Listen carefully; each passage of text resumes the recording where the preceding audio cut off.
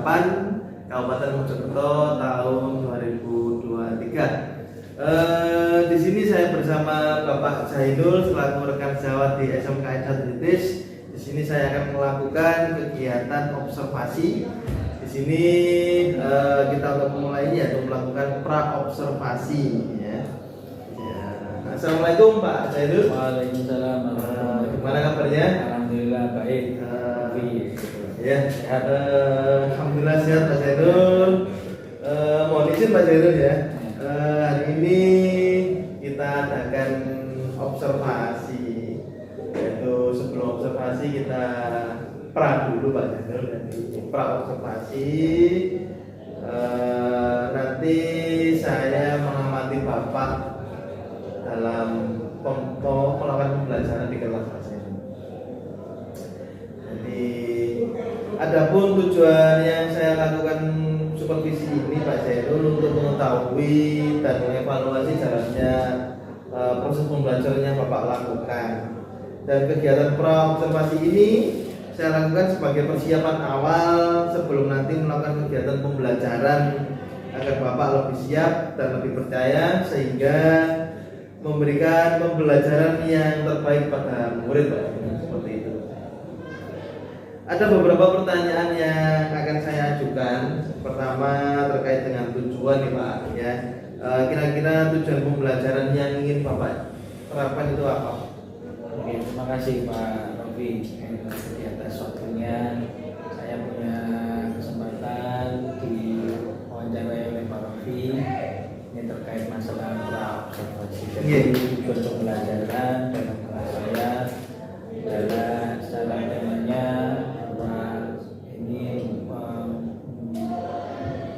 siswa mampu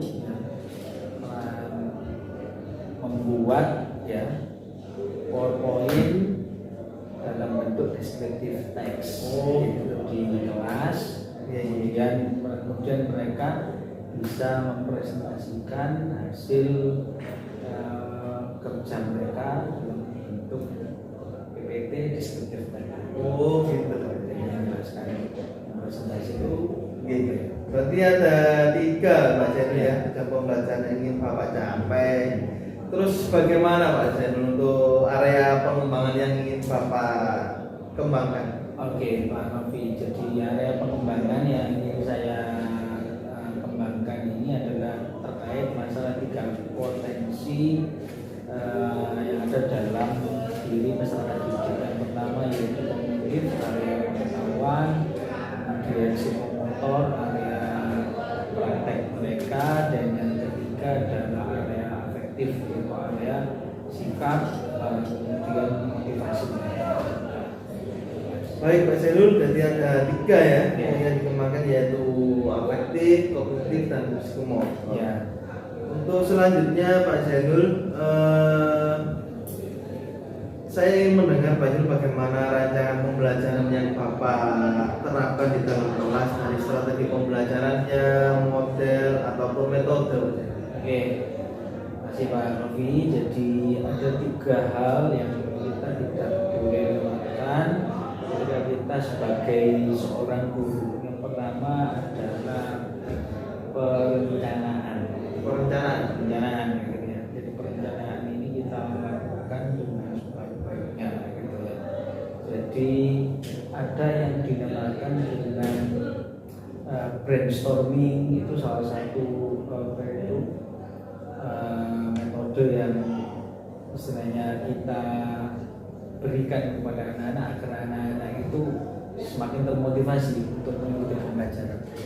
Gitu. Jadi perencanaan kita laksanakan, kemudian yang kedua adalah pelaksanaan. Jadi kegiatan proses pembelajaran di kelas. Nah, proses pembelajaran di kelas ini modelnya macam-macam, gitu ya. Ada yang project based learning, ada yang collaborative learning. Itu saya memakai yang collaborative learning Pak Rofi. Jadi anak-anak ini nanti mereka mencari sumber-sumber materi yang ada dalam internet, ada dalam buku ya.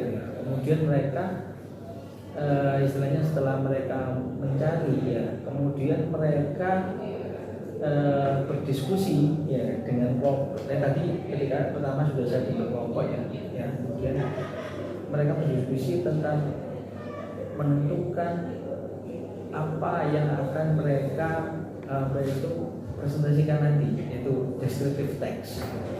Nah ini kan descriptive text ya, ketika mereka sudah mencari descriptive text yang ditentukan apa terkait masalah tourism object, kemudian national community, itu terserah mereka. Nah, setelah mereka itu mempunyai tema, topik, kemudian mereka berdiskusi, kemudian mereka berusaha mengkolaborasikan satu sama lain. Ini untuk A yang bagian apa, ini bagian apa, itu sudah kita berikan. Nah, kemudian setelah itu mereka mempresentasikan maju ke depan perwakilan kelompok.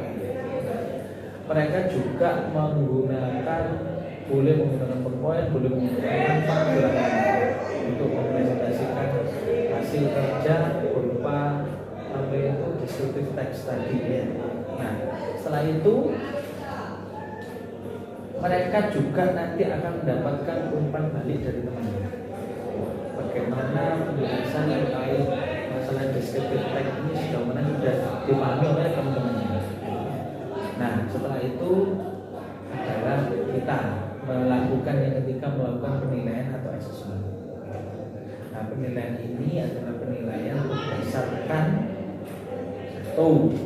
keaktifan murid itu dalam berdiskusi tadi,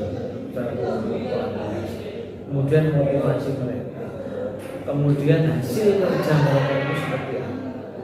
Yang ketiga, yang terakhir adalah presentasi mereka itu bagaimana, bisa dipahami oleh teman-temannya atau tidak. Jadi 3 Pak Rofi, perencanaan, pelaksanaan, dan penilaian itu jadi satu Bagus sekali Pak Jairul untuk strategi pembelajarannya, model dan metodenya. Jadi ada 3, mulai dari perencanaan, pelaksanaan, dan penilaian. Nah sekarang kita masuk ke medianya nih Pak Jairul. Medianya yang Bapak gunakan itu seperti apa Pak pembelajarannya? Ya, media pembelajarannya itu otomatis bahwa kita itu kan membuat PowerPoint atau PPT. Ya, nanti kita itu kan berusaha untuk memfasilitasi anak-anak itu untuk membuat descriptive text dengan PowerPoint ataupun dengan Canva. Nah, media yang kita buat itu ya ada 2, manual sama berkaitan dengan teknologi. Teknologi yang utama jelas adalah dari segi PowerPoint, gitu ya. Itu. Yang kedua adalah anak-anak kalau itu kita simpel adalah anak-anak pakai kertas. Oh ya, Manila itu. Boleh kita pakai konsep mind map dan itu. Ketika mereka menggambar itu memberikan alternatif ketika di tempatnya tidak ada.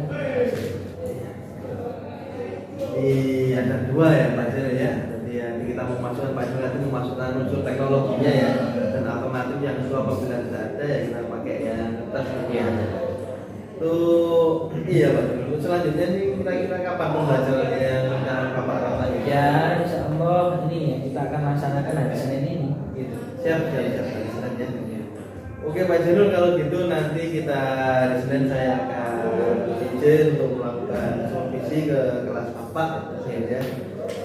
Ya, untuk yang terakhir sebelum kita akhiri Pak Jairul ini kira-kira apa pendapat dari Anda tentang percakapan kita ini? Ya Pak Rofi, jadi saya pikir ini adalah sebagai titik tolak bahwa kita itu akan melaksanakan aktivitas yang penuh dengan perencanaan. Jadi orang itu melaksanakan aktivitas kalau ada prahnya, otomatis persiapannya gimana?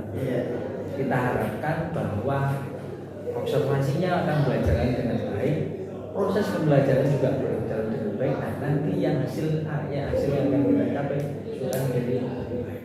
Iya. Terima kasih banyak Pak Zainul atas waktunya seperti saya detik ini, mulai dari pra, setelah ini kita masuk ke observasi dan pasca observasi. Ya, sangat membantu sekali Pak Zainul untuk kegiatan pra ini. Jadi yang diharapkan yaitu perencanaan matang sesuai dengan tujuan kita melakukan supervisi ini. Baik Pak Zainul, terima kasih untuk percakapan kita hari ini. Kita lanjut ke hari Senin ini untuk melihat Pak Zainul dalam pembelajaran kita. Ya. Terima kasih Pak Zainul. Ya. Jadi assalamualaikum warahmatullahi wabarakatuh.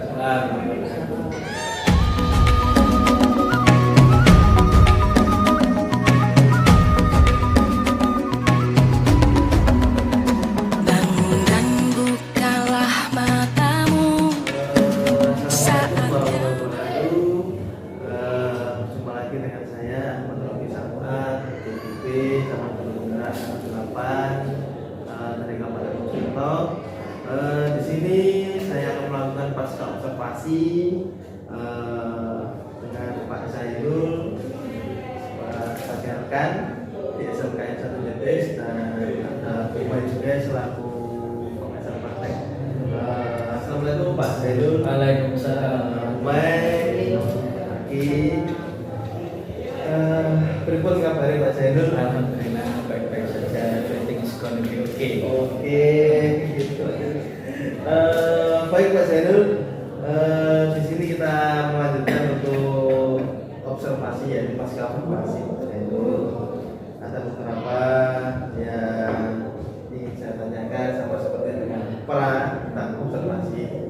Sekarang pasca Pak Zainul, bisa dimulai Pak Zainul ya? Ya. Baik Pak Zainul, untuk pasca observasi ini akan memberikan pertanyaan kepada Bapak terkait dengan jalannya observasi di kelas nanti.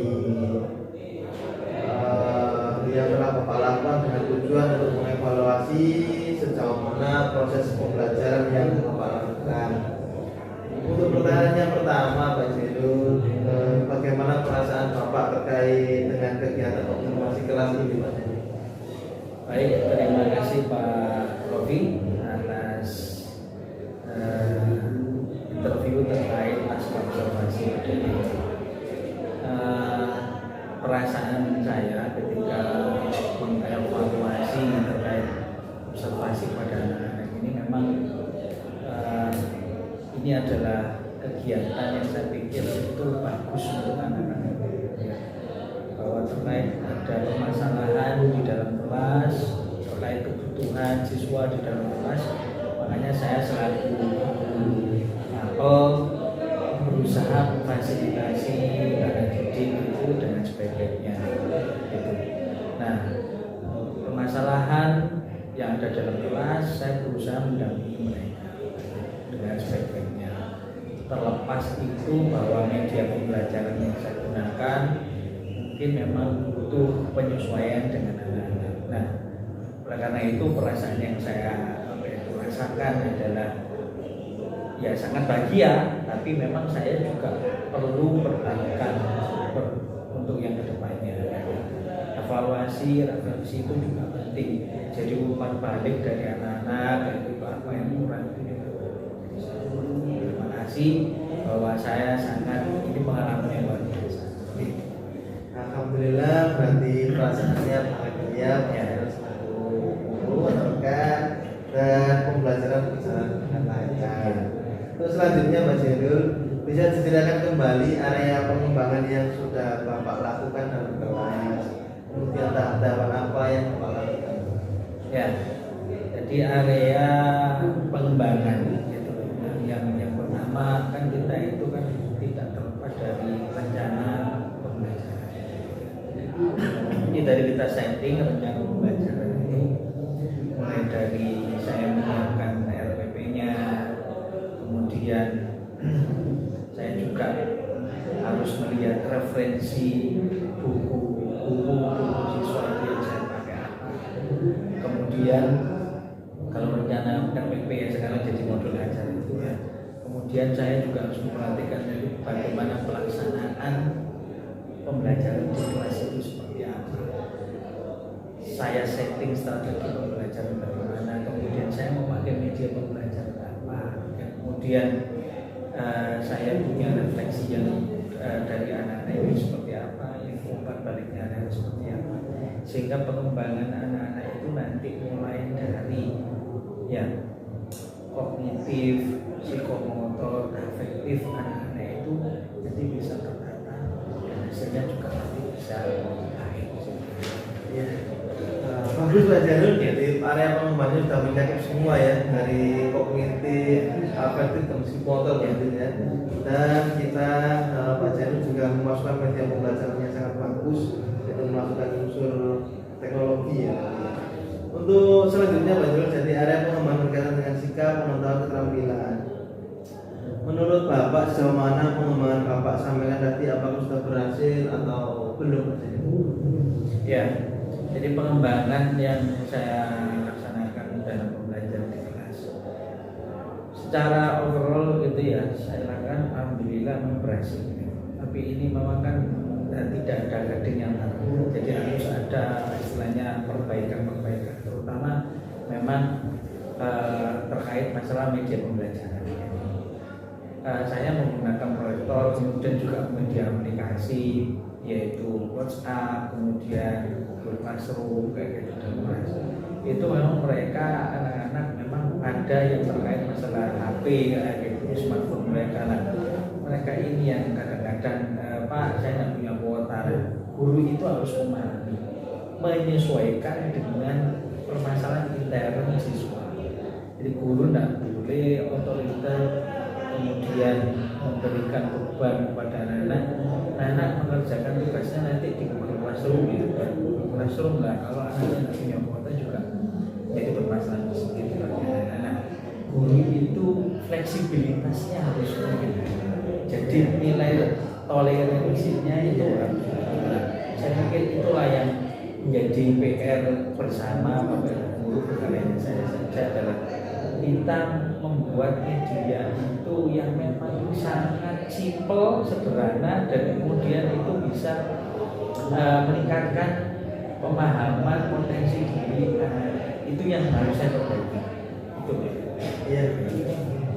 Memang benar kata Pak Zainul, jadi setiap kita melakukan pembelajaran pasti ada kekurangan. Ya. Itulah pentingnya kita adakan evaluasi dan pemahaman dalam pembelajaran dan berkaitan dengan pengembangan.